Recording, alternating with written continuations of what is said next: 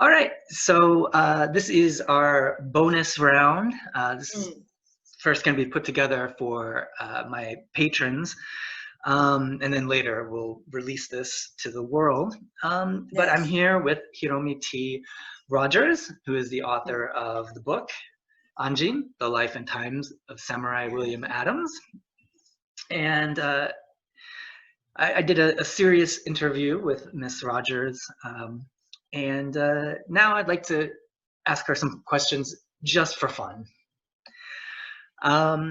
So Hiromi, my first question is that for many people, the Edo period, quotes, is a very monolithic term. And that means that like from 1600 start to 1868, hard stop, Japanese culture, it was all the same. But actually, we know that Edo changed dramatically between 1590 and 1603. Yes. And then again from 1603 on. I like to describe Edo as being, there were many Edos and there are many Tokyos. Yes. So nobody, I think, not even Ieyasu, who I think very much was thinking about the future and thinking long term, but not even Ieyasu knew if his government was going to survive, longer than him or his son Hidetada. I think it's not until we get the third shogun, Iemitsu, where I think people could sit back and say, okay, this is working. So can you paint us a picture of Edo in the time of Miura Anjin? Before Ieyasu became shogun, Adams was disappointed by that underdeveloped Edo and the Edo castle because so primitive. But in only 1 year and a half, Adams was amazed and impressed at the great and dramatic improvement. The castle and its fort were rebuilt and extended. Its defense capability became more sophisticated.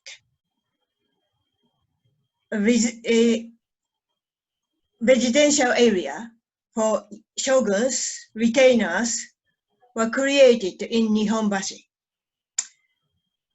Following the development, market areas were created around Nihonbashi, Asakusa, and the reclaimed Edo port. The narrow and rough roads were much wider and smoothly improved, alongside which rice, tea, fish, vegetable, fruit, handcrafted umbrella, raincoat, fan, hair ornament, and many other shops, and including black market. Ooh. And rented and vendor house station called Denma was stood. So many people were gathering there. So the previous small town had developed into a lively city, more of a rival to Osaka. So big change that time. Absolutely. So, Adams saw the original Edo. Yes. And I like that you mentioned Denma, so Denmacho. Actually, longtime readers of my website will probably recognize the name Kodenmacho, which had an execution ground. Yes. And they would sometimes try to humiliate prisoners at Nihonbashi Bridge. Yes, yes. And then take them to the execution ground. Yes. Finish them. Mm. You kind of mentioned that there were some retainers in Nihonbashi. Yes. But why did Ieyasu give Anjin a home in Nihonbashi, Odawara-cho, and not someplace like Shinagawa or Takanawa or something like that? But why specifically Nihonbashi? Nihonbashi. It's because Nihonbashi was a town just beneath the Edo Castle, very close to Edo Castle. So Ieyasu decided to let all his close retainers reside there. Nihonbashi is more direct. It's like part of Edo Castle. Then Adam's house was actually one of the Ieyasu granted houses given to his close retainer Honda Masanobu. But at that time, Ieyasu decided to let Adams and his men reside there temporarily. So that means all houses in Nihonbashi and Edo, that houses were Ieyasu granted. So Ieyasu can decide everything. Yeah, and also I think that location, so it's so close to the castle. And Nihonbashi is kind of an island at that time, not today. Yeah. But also the Tokaido goes right by there. Yes. So presumably he can go to his land in Miura quite easily, I think. Yes. But Nihonbashi was closest to Edo Castle. So okay, my third question is I often describe Edo as the Venice of the East. Yes. It's actually not my phrase. Somebody else said that. I don't know who. But Adams, a sailor, was surely familiar with a city like Amsterdam, which is famous for its canals as well. So was Edo different from what Adams would have known in Europe? Yes, because earlier, as I said, Adams was disappointed by Edo earlier. Then, because, for example, when he saw Nihonbashi, that the bridge was only primitive 2 logs. That's it. So it wasn't. He didn't think it was bridge, or just 2 logs, and no houses, and no canal, and rivers and riverbank, very rough, and nothing beauty or anything. He was disappointed. But later, 1 year and a half and maybe 2 years, remarkable, dramatic change or improvement. So then he assumed, he was quite confident, he was assumed the new town would be the great successful city. He realized. So this city would be very successful in the future. And now there are wonderful boat trip, Takeshiba Sanbashi and Sumida River and other places. The view is now absolutely the Venice of the East. So Adams was right. And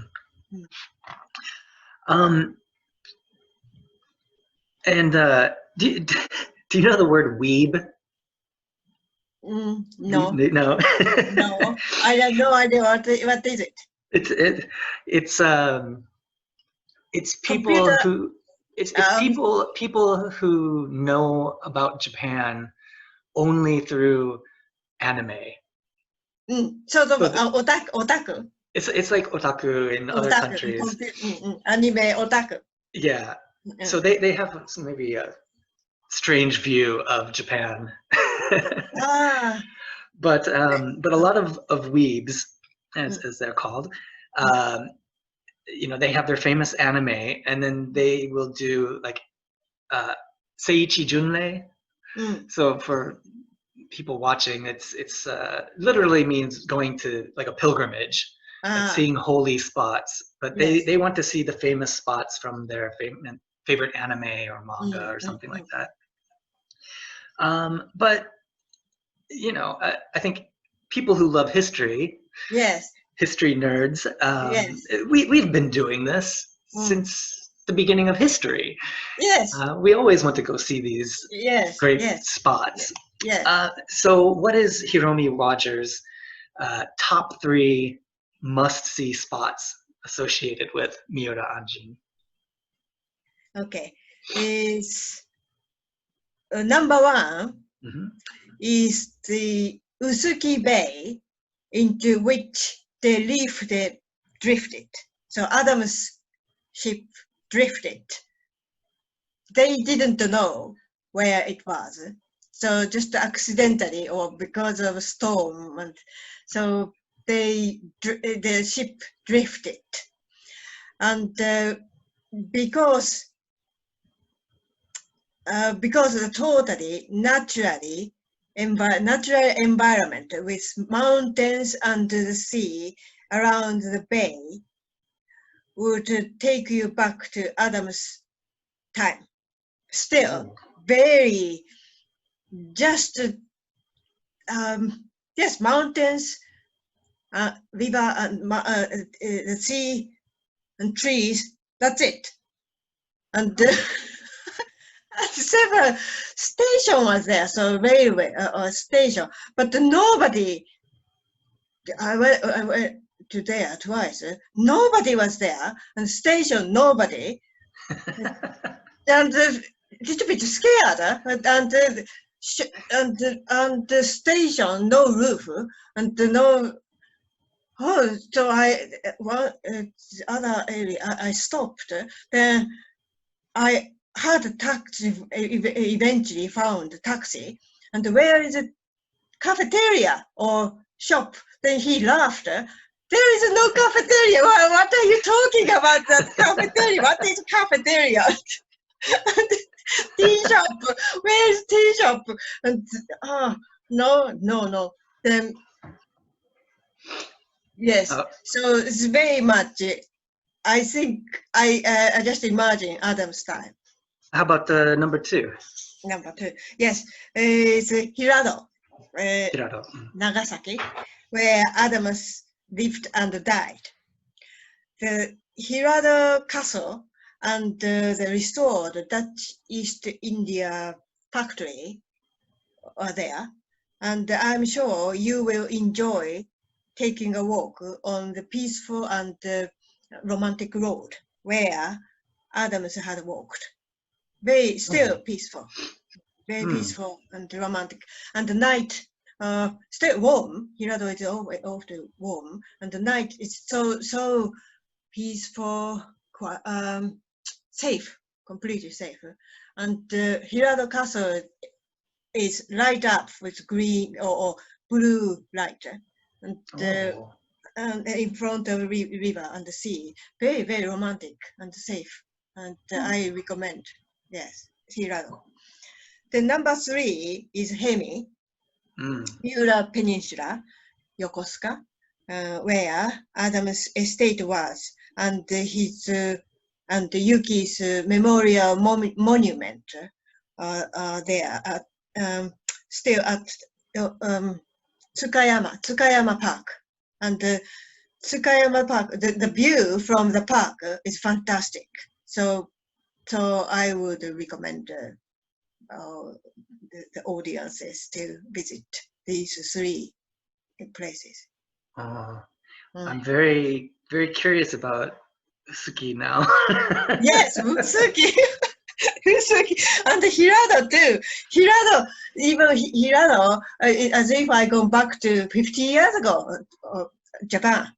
So taxi driver boasted to me, last month, he was invited to wedding in Osaka. So it was first time for him to went to Osaka, big city. Did you understand? I was surprised. There was automatic door.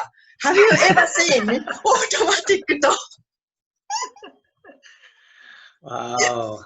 So that's the kind of life. Inaka. Inaka, but sleepy. But I personally love that part of Japan. Like the countryside is. Yeah, because safe, completely safe. Midnight, you can walk. Woman can walk alone. The early morning, safe everywhere. Well, I feel like Tokyo is safe as well. But okay, my last question here is just, again, silly, just for fun question. If you could travel back in time and you could meet anyone from Anjin's world, you know, Oyuki, Tsukeiji, Hidekata, Saris, Anjin, anyone at all. Yes. Who would you like to talk to today and why? Okay. I think perhaps Tsukeiji, because he possibly get close to Anjin at time when they could be informal.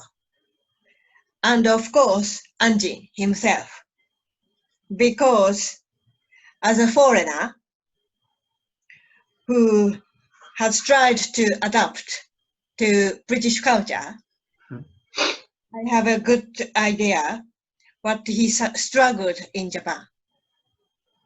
So the same as I'm very pleased to talk to you. So oh, thank you. I can imagine you have living in Japan many years, but I imagine you had struggled in Japan. Sometimes, yeah, but I've always loved it. So I guess the difference between, I think, me and Miura Anjin is I chose to go to Japan and stay. He chose to do his job on a boat. But it wasn't question. But I think it's because originally before Miura Anjin Adams left Rotterdam or England, he was interested in trying to find North Sea a passage or something nobody has done. Then he was very enthusiastic. Yeah, yeah, definitely. He has a sense of adventure. So I think he already prepared for dealing with foreigners, foreign cultures, all difficulties. So he already prepared. So maybe have to stop in very many unfamiliar islands or countries. So he was sad. His brother was killed, and he had never imagined the savages were there. But I think that kind of adventure already prepared for dealing with many difficulties. I think so too. Yeah. All right, Hiromi, thank you very much. Thank you very much. Thank you. Indeed. So I'm very pleased to speak to you. Likewise, the pleasure is all mine.